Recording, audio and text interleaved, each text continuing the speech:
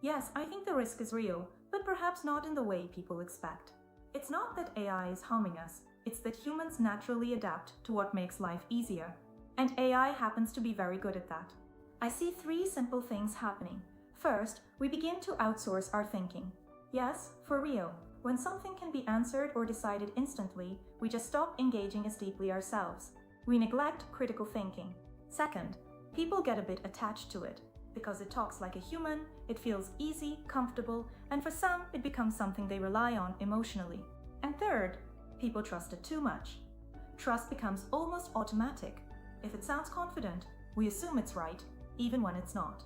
Why is this happening now? Well, AI is always there. It replies instantly, and it's super easy to use, and honestly, we all like shortcuts. If something saves us time or effort, we naturally lean on it. So this is really about human habits, not just technology. So, what do? Not abandon AI, not at all, but use it a bit more carefully, more consciously, more intelligently.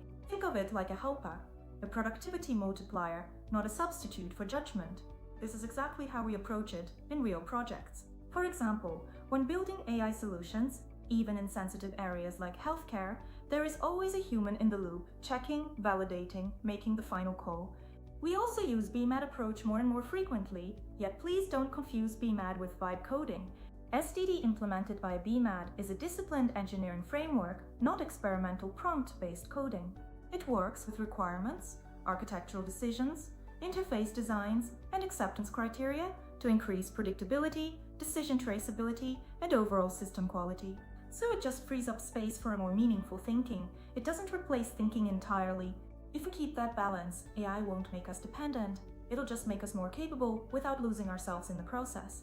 The real question is not whether we use AI, but whether we keep using it the way we do now.